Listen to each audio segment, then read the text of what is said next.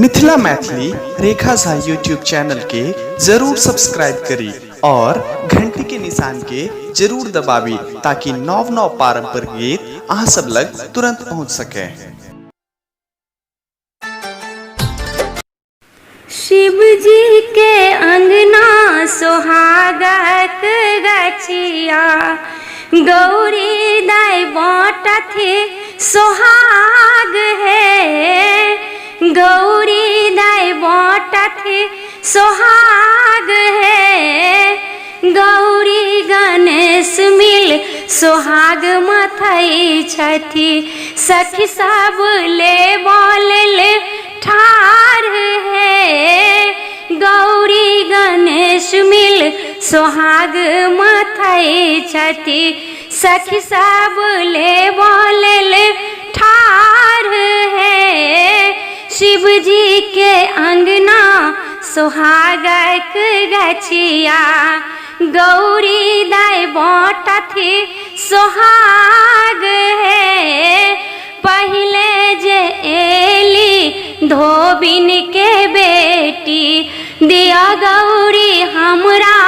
सोहाग है, पहले जे एली धोबिन के बेटी दिया गौरी हमरा सोहाग है, सबहक मैल कपड़ा धोई है तू धोबिन ताही सो बढ़तो सोहाग गे, ताही सो बढ़तो सोहाग गे, शिव जी के अंगना सोहागक गछिया गौरी दाई बाँटथे सोहाग है, गौरी दाई बाँटथे सोहाग है, तखन जे एली मलाहिन के बेटी दिया गौरी हमरा सोहाग है, दिया गौरी हमरा सोहाग है, माछ तू बेची है मलाहिन बिसन तू महा की है ताही सो बढ़तो सोहाग गे, ताही सो बढ़तो सोहाग गे, शिव जी के अंगना सोहागक गछिया गौरी दाई बाँटथे सोहाग है, तखन जे एली कैथिन के बेटी दिया गौरी हमरा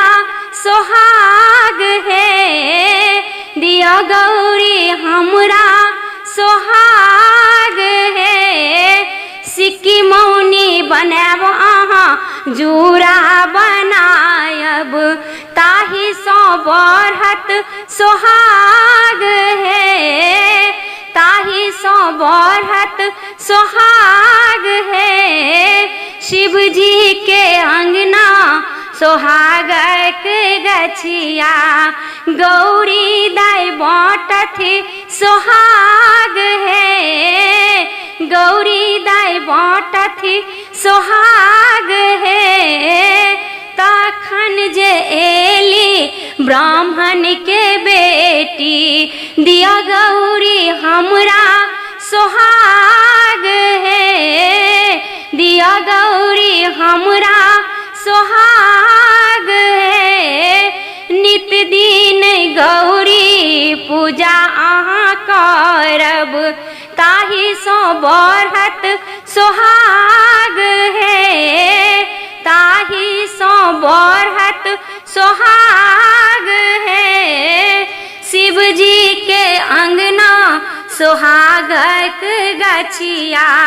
गौरी दाई बाँटथे सोहाग है, गौरी दाई बाँटथे सोहाग है।